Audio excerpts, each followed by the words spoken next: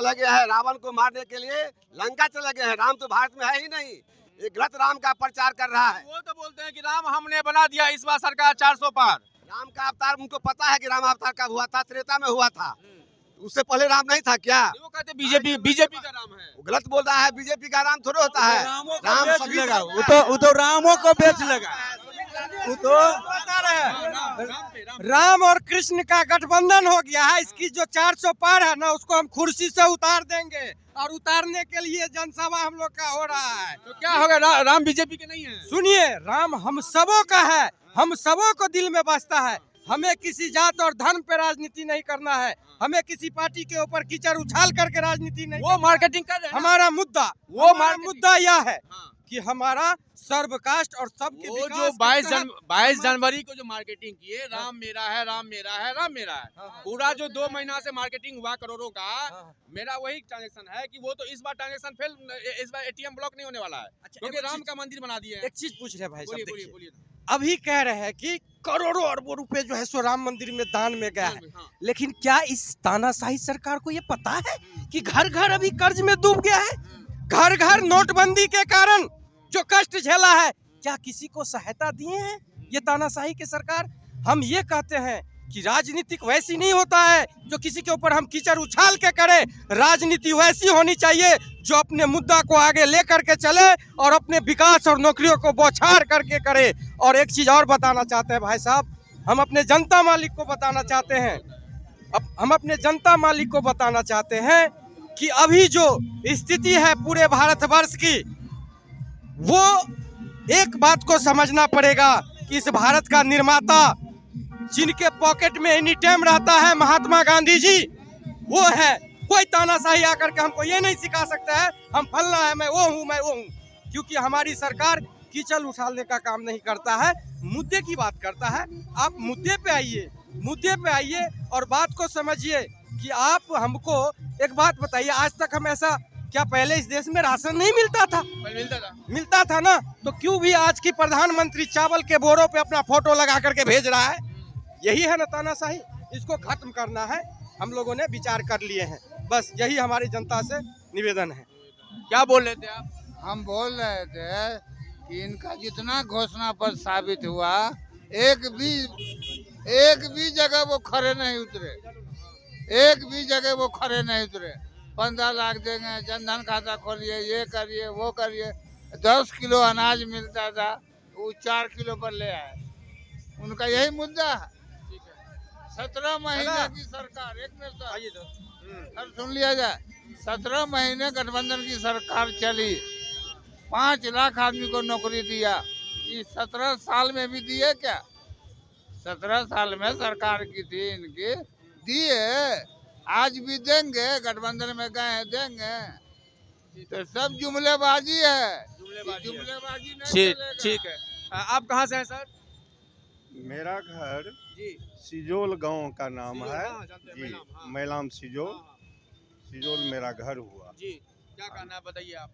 आप कुछ क्वेश्चन, आप आरजेडी से सम्मेलन में आए हुए हैं। एक मिनट, आप मेरे साथ क्वेश्चन ऐसा पूछिए कि कैसा आदमी होना चाहिए, किस तरह के व्यक्ति को उस कुर्सी पर बैठना चाहिए, उस तरह का। तो क्या लगता है जो इतने पॉलिटिकल चल रहा, राम ताम घनश्याम श्याम कृष्णा राधे कृष्णा, तो क्या लगता है बिहार के राजनेताओं में वो क्वालिटी नहीं है जो 5 साल मुख्यमंत्री बन सके, नीतीश कुमार छोड़ के?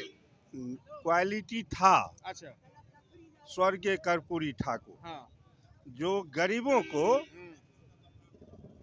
उठाने का काम किया, ऐसा मसीहा हमारे नज़र से एक लालू प्रसाद यादव के सिवा, और उनका ब्लड जो अभी तेजस्वी प्रसाद यादव हैं, उनमें जो है 12 आना आया है गुण।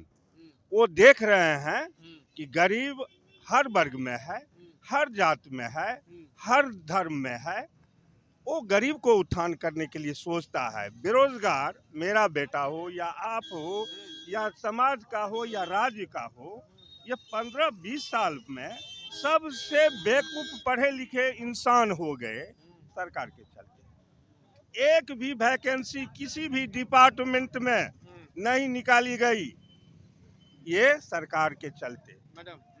हम जनता को क्या चाहिए, बच्चों को नौकरी पढ़ लिख करके, चाहे वो सरकारी हो या प्राइवेट हो, किसान को समय पर जो अनाज होता है उसका उचित दर पर विक्रय हो। हम बुजुर्गों को कैसे, बुजुर्ग जिस देश में बिलखता हो, रोता हो, उसका तो श्राप पड़ेगा। जो करने वाले ऐसे एडमिनिस्ट्रेशन रेन ऑफ टेरर का शासन स्थापित कर दिए, हर विरोधी दल को जो है सीबीआई, इसके बाद जो है सो ईडी, ये छापेमारी करके जो है सो घर में बैठा रहे हैं। ये लोकतंत्र है? ये तो रेन ऑफ टेरर का शासन स्थापित कर दिए कि मेरे विरुद्ध में जो कोई बोलेगा उसको पकड़ करके जेल दे दो। ऐसा शासक नहीं होना चाहिए।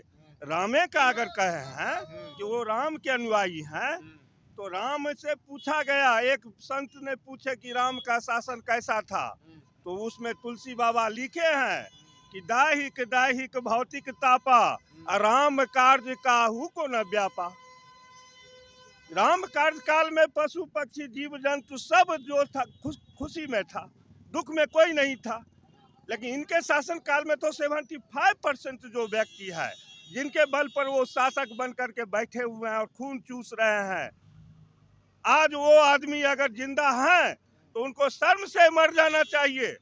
जनताओं के बीच में आना चाहिए, कहना चाहिए कि यहाँ कितने लोगों को हम नौकरी दिए, कितने गरीबों को हम उत्थान किए, कितने पढ़े लिखे व्यक्ति जो हैं सो हमारे साथ हैं। सब उनका जो बिचौलिया है सब उसको बर्बाद कर दिया। हम जो हैं बुजुर्ग लोग, मेरा बेटा पापी पेट के लिए घर छोड़ करके बाहर में है, मेरा सेवा कौन करेगा? आज घर में उनको नौकरी मिलती, हाँ, तो पलायन पे आ तो जाते पलायन हैं। नहीं होता। क्यों? किसान बिहार का बेटा पलायन, पलायन, हाँ। पढ़े लिखे शिक्षक का बेटा पलायन, बुजुर्ग जो है, मजदूर जो है, उसका बेटा पलायन। ये काम जो है जिसने किए हैं उनको श्राप हम देते हैं कि उनको घर में उनको बर्बाद कर देगा उनके परिवार के लोग। जैसे हम लोग बर्बाद हो रहे हैं उनके चलते, वैसे वो भी बर्बाद हो जाएंगे और हिंदुस्तान छोड़ करके उनको एक न एक दिन भागना पड़ेगा जहाँ जाए। और भाग करके जब जाएंगे तो फिर हिंदुस्तान में आने नहीं देंगे। ये संकल्पित हो गया है बिहार के लोग।